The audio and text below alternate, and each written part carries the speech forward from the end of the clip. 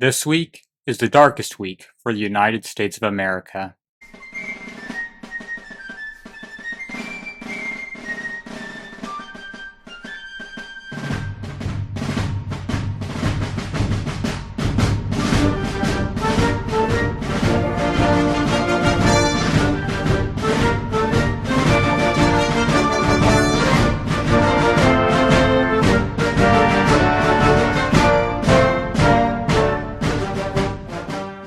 First shadowy event of this week, on the 4th, Island number 10, Missouri. The USS Carondelet is ready to run the Confederate batteries. The night is moonless. They have created a makeshift muffler for the engine. Soon, a thunderstorm begins, and the Carondelet can make its silent advance. A period has passed at a majority of the Confederate positions. A fire explodes out of the smokestack. A buildup of soot must have caused it. The Carondelet's position has now been revealed, but the Confederates can't seem to hit it, and it reaches Brigadier General John Pope. The same day, Representative Thomas Cooper, a first-term Democrat from Pennsylvania in the House of Representatives, dies. The House of Representatives is home to the Copperhead Democrats that anger President Lincoln so much. While Cooper was no leader, his death does remove a problem for Lincoln, but it creates a bigger one. Optics. Soon the House of Representatives will vote on a measure concerning slavery in the District of Columbia, and Cooper's death might be enough to stop it. A final wish to change party votes. Next day, we move to the south, to the Virginian Peninsula, and a familiar town for Americans, Yorktown. Confederates there are under Major General Magruder, and they number 18,000 men. They have constructed the Warwick defensive line to stand against so far only 5 divisions belonging to Major General McClellan. McClellan is still waiting for further reinforcements to swell his numbers, but he also doesn't want to give the enemy more time.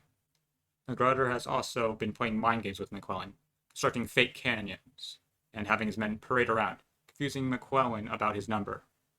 In fact, it's quite successful. McClellan thinks he's going against 50,000 men to 60,000, not enough to charge an enemy line.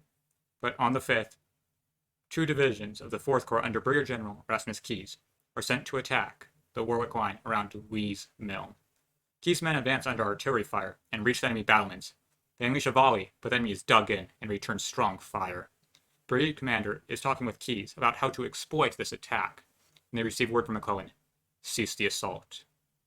On the 6th, 2 divisions of the 3rd Corps, 3rd Corps belonging to Major General Samuel P. Heintzelman, attack Yorktown and pin down the Confederates. Heintzelman doesn't even engage with the enemy. The artillery fire from Yorktown battle works convinced him it wasn't a worthy endeavor. The following days, the Union tried to provoke a Confederate assault, while also doing reconnaissance. They're unsuccessful. During this time of wait, Magruder receives further reinforcements. McClellan now worries he is outnumbered. There will be no further action. Reports. What I feared.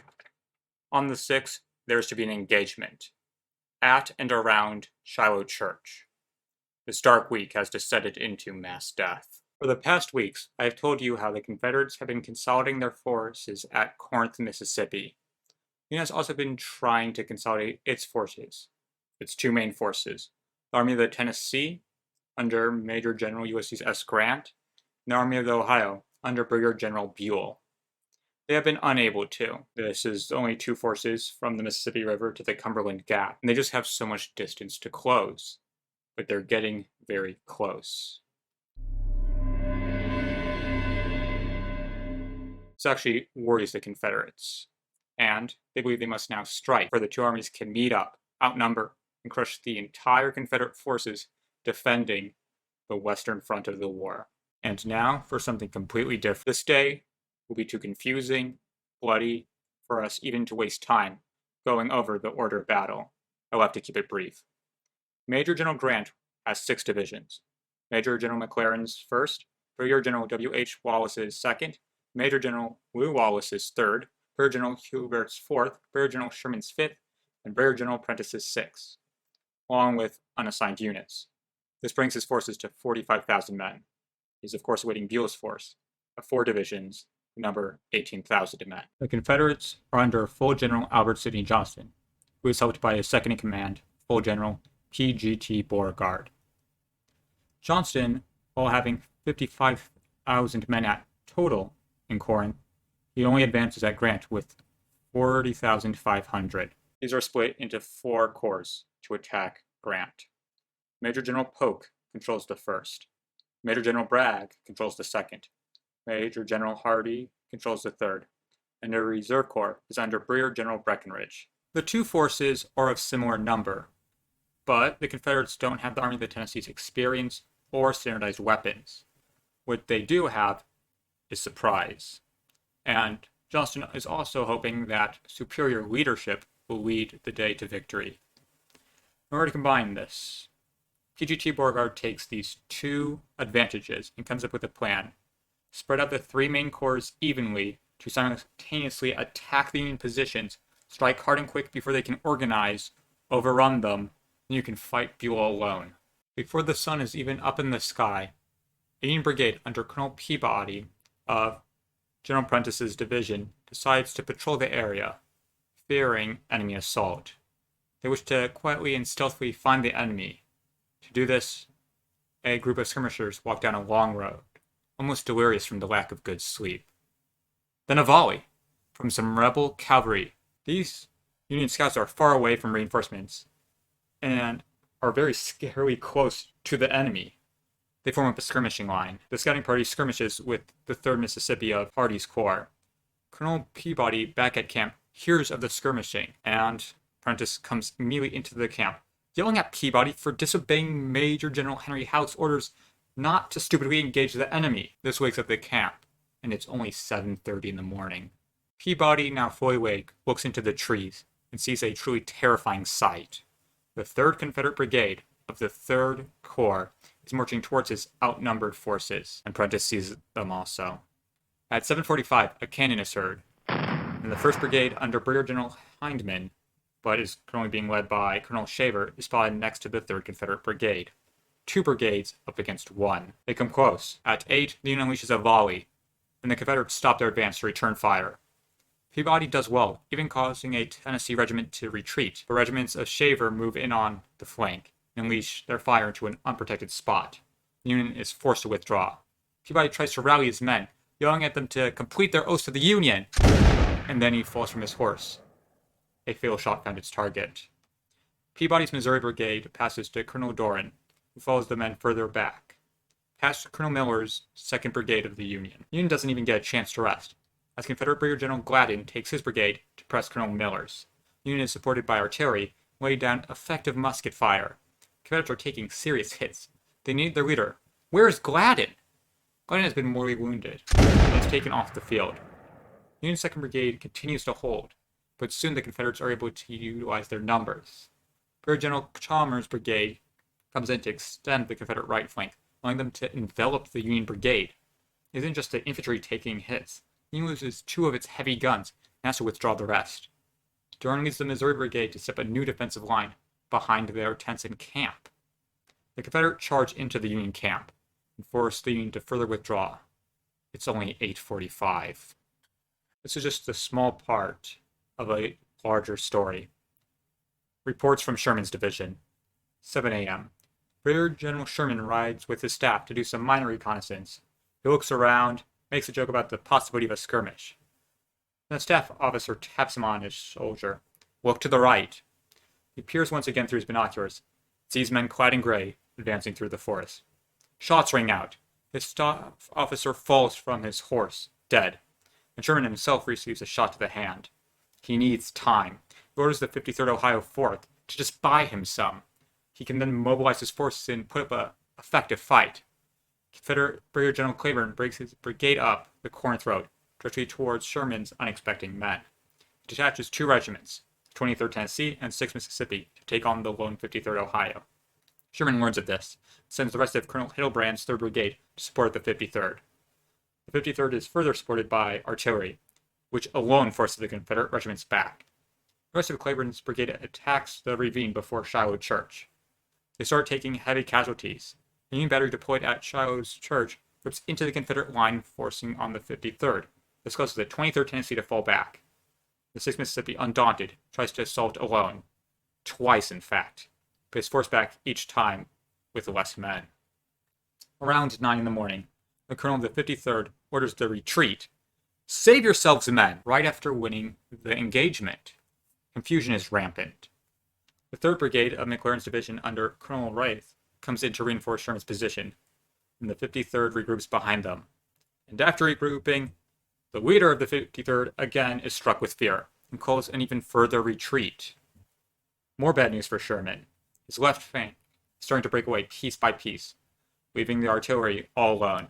Sherman sends word to Grant asking for reinforcements, if he can spare them, that is. But Sherman is holding well. The message is sent out, and as the rider leaves, Cleburne's brigade bursts out ready to attack Sherman's 4th Brigade under Colonel Buckland. Cleburne has surprise and the numerical advantage, but the Union holds strong, and the Confederates waver. Cleburne requires reinforcements, and he receives them almost instantly. Brigadier General Patton Anderson moves up with his 2nd Brigade. Anderson wants to smash through the exposed Union artillery, who are supposed to be guarded by the 53rd. But as they move forward, Union artillery at Shiloh's Church fires into their flanks, protecting the exposed battery. This stops Anderson. Anderson needs reinforcements, which he then receives. Colonel Russell's brigade. The exposed Union gunners try to withdraw. They do so, but lose 3 heavy guns. It's 9:15. Prejudice division has been overrun. This means Albert Sidney Johnston can arrive at the scene where Sherman is, and have Brigadier General Johnston's 1st Brigade advance against the Union line. Sherman's left flank has been turned. And without Prentiss, he has to withdraw even further back to create a sturdy Union line. So far, the Confederates have been successful. As you can tell from my confusing narration of the battle, their command is tied up, and they haven't been able to land a decisive blow. They've been sending men to their deaths, utilizing resources they don't have, and the enemy continues to elude them. Victory continues to elude them. But one thing they have for sure lost is the element of surprise. At 9:45, chasing after Sherman's retreating men, the Confederates take Shiloh Church. Sherman forms his line with Major General McClernand's division on the Hamburg-Purdy Road. Albert Sidney Johnston has a problem. They have taken the Union camp and is right there for the plunder. But the enemy is further up the battlefield. His men see no problem and start plundering the Union camp. Johnston yells at one of his officers, "They are not fighting today for the plunder." He yells at an officer in front of his men.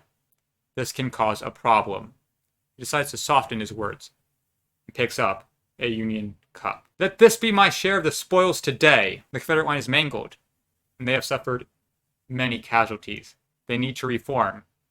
It is until 10:30 they can possibly continue their assault. So far, I've told you about the Union center and Union right. On the Union left flank, there are 3 brigades. Colonel Williams' 1st and Brigadier General Lawman's brigades of Brigadier General Hubert's division, and Brigadier General John MacArthur's 2nd Brigade from Brigadier General W.H.L. Wallace's division. Brigadier General Breckinridge of the Confederate Reserve Corps sends in 2 brigades, Brigadier General Bowen's 2nd Brigade, Colonel Statham's 3rd Brigade to take on the 3 Union brigades. They move in close and begin to exchange fire with the Union line, but they can't seem to push them. They can just stand there, trading deadly volleys near a peach orchard, and soon they are just standing in a pool of blood. At 11 a.m., we move further south, to the isolated brigade of Union Colonel Stewart. Brigade is of 3 regiments, and is being charged by 2 Confederate brigades. But before the Confederates can reach them, one Union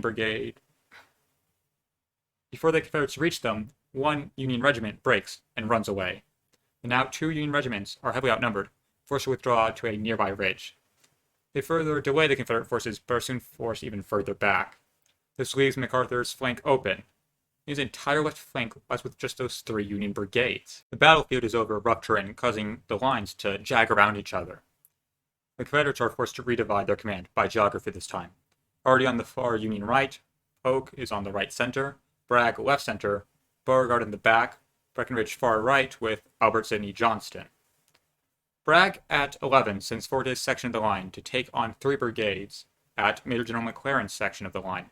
They march forward under musket fire, but it isn't as intense as before. They lower their bayonets and go in for the charge. Crashing into the line, they overrun the right center, isolating Sherman and his men and capturing valuable artillery. Sherman has to withdraw his men to keep up with McClernand. The Union camp is even further overrun. The entire Union right is desperately trying to reform. Jones Field. They form up again. They are further bolstered by a fresh brigade, Colonel McDowell's.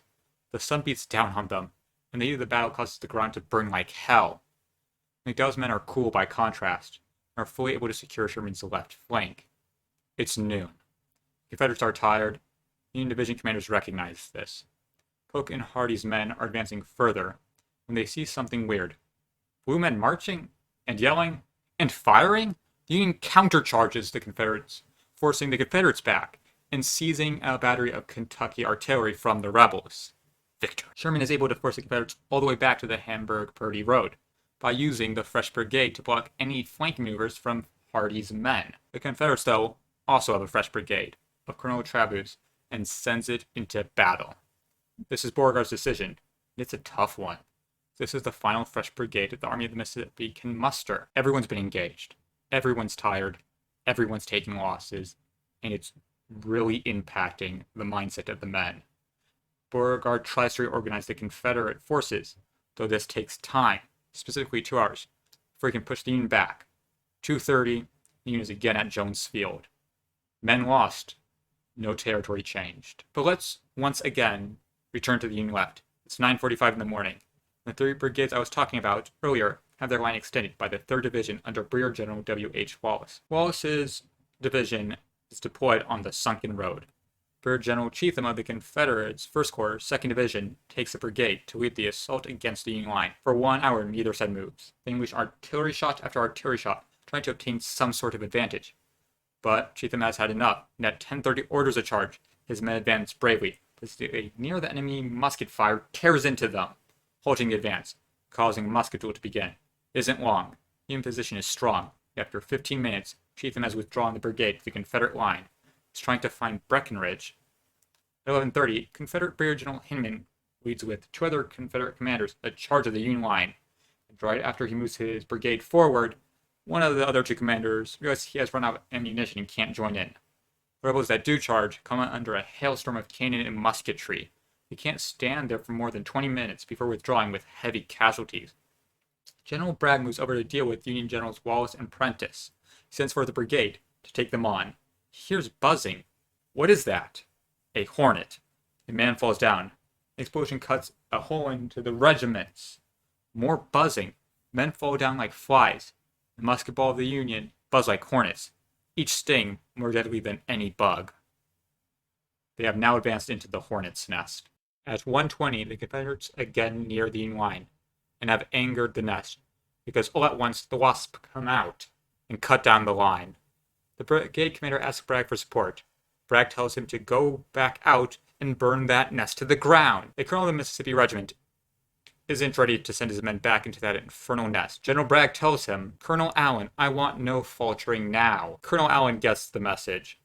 Wounded in the mouth, with sword and regimental colors in hand, he yells, "Here, boys, is as good a place as any on this battlefield to meet death." And they do meet death.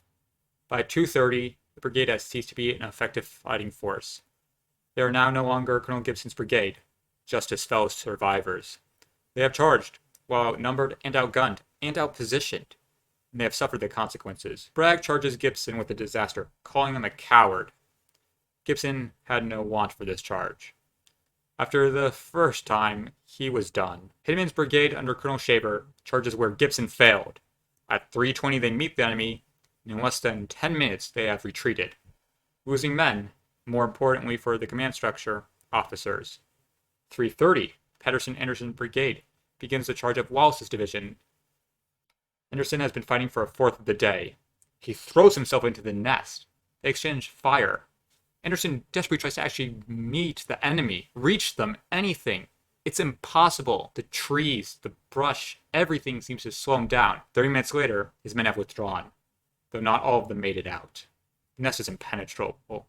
Union has repulsed charge after charge, though each one takes its toll, and the nest is becoming a graveyard. Albert Sidney Johnston has become hyper-focused on the southernmost part of the nest, and sends 2 of Breckinridge's brigades to ignite it from the peach orchard.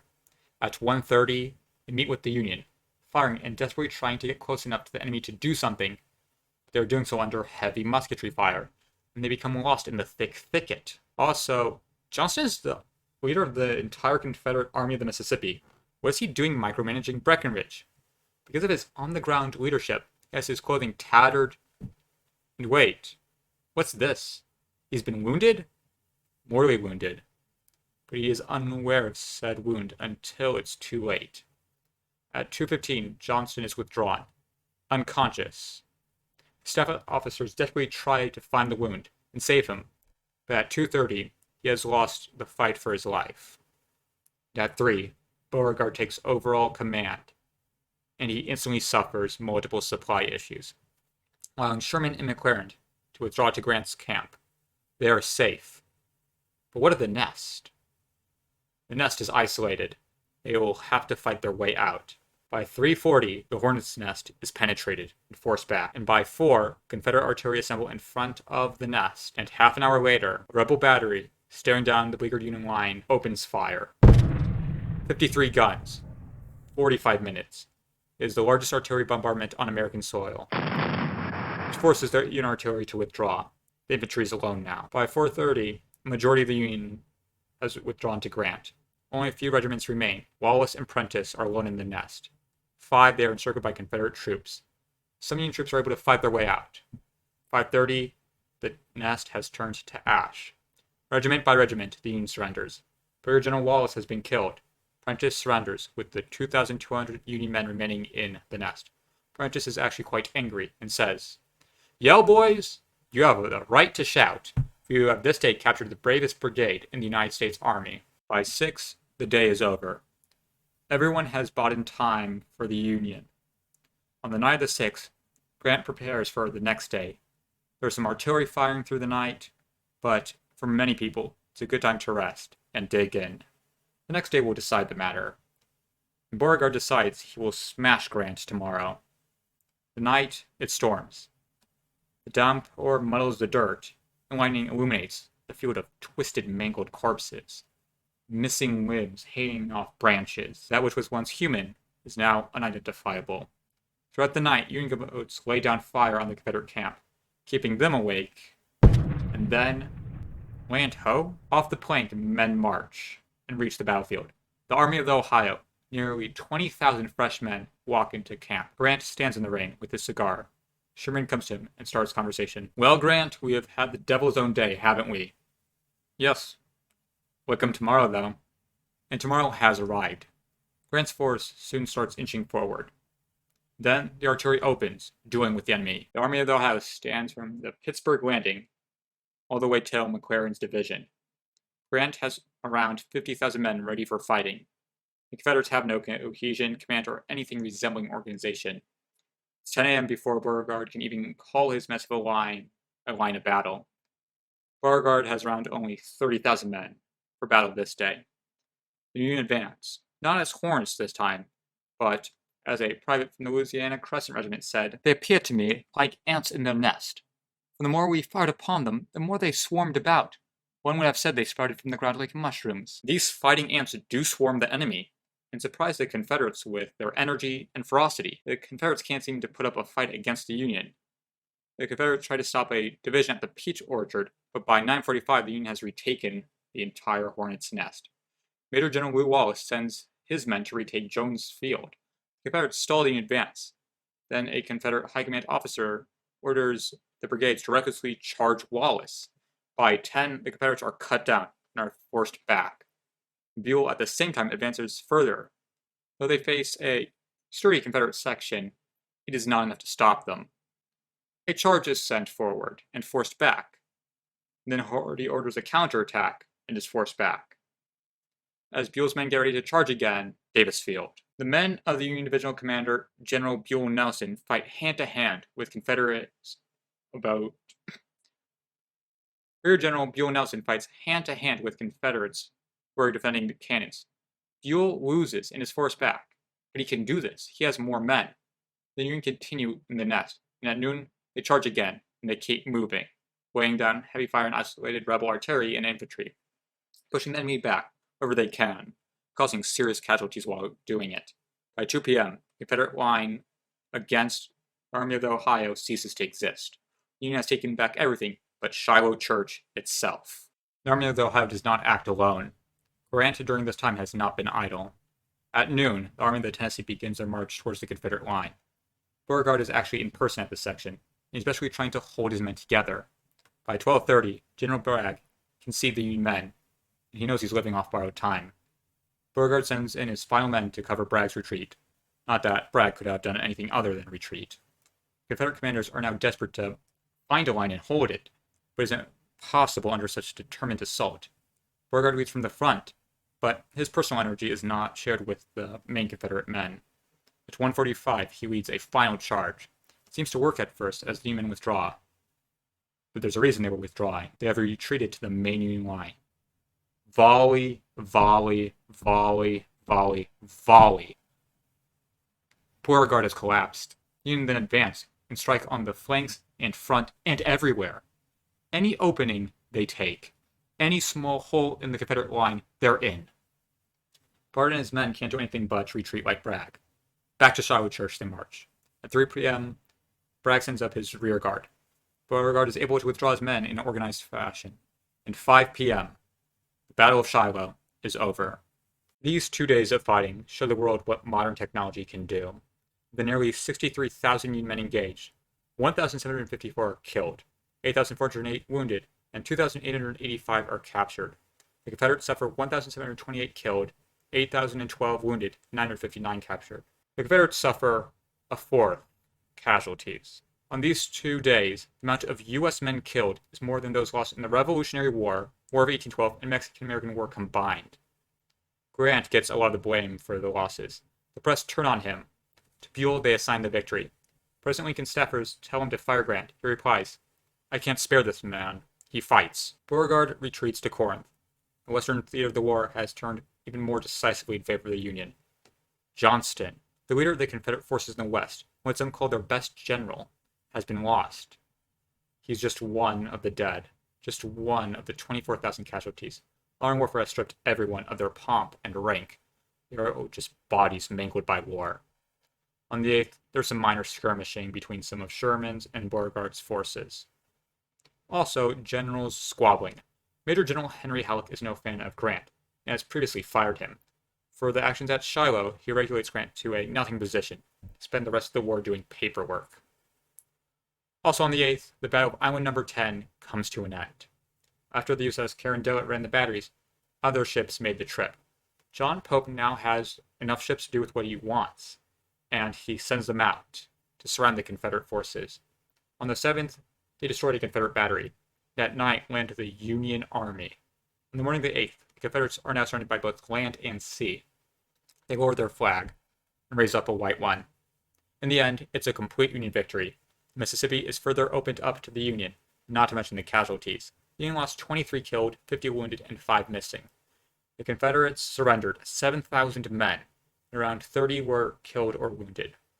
The raging river is now open all the way to Fort Pillow and Memphis. On the 10th, another battle, this time at Fort Polovsky. 10,000 Union men with heavy guns work with the Union Navy of 15 warships and 36 transports to break the Confederate forces of 385 men, plus artillery, 3 warships, and 2 transports. It has been in position for at least a day, but hard rain kept them waiting till the 10th. The rain has stopped, and thunder is not heard, but artillery fire pours down, and the deafening sounds of cannons are heard by the Confederates. The Union outnumbers and outguns the Confederates. They're using effective rifled cannons, and are able to silence Confederate counter fire. They blast holes into the fort, though only 10% of the shots they fire hit. By nightfall, part of the fortification's southern side has been opened up to all to see. Also on the 10th, the issue of slavery in the District of Columbia is taken up in the House of Representatives. After an unsuccessful attempt to lay aside the bill, Representative Thomas, Massachusetts, delivers a speech against its detractors. He ends his speech thusly: "To avoid misconstruction, I desire to say that the power of Congress over slavery in the district is absolute, that no limitation exists in the letter or spirit of the Constitution. All that is required for abolishing slavery here is just compensation to the master. Desiring the extinction of slavery with my whole mind and heart, I watch the workings of events with patience.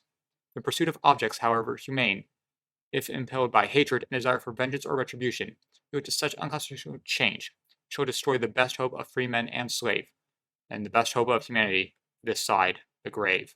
The speech actually goes long enough to end of the day and end of the week. Sickles. On the 10th, a good friend, Charles K. Graham, resigns his colonelship in protest of Sickles' demotion. Sickles does have good friends. But April 25th is his deadline. On that day, the Excelsior Brigade will reach the peninsula without him. Time is ticking, and our hero needs to move quickly. That's where the week ends, and a new war begins. Overrun told us it would be a long war. Wilson's Creek, a divisive war. Fort Henry and Fort Donelson, a new kind of war. Shiloh has taught us this will be a bloody war, one in which tens of thousands will die, and very little will change. One where peach orchards suck up nutrients from blood.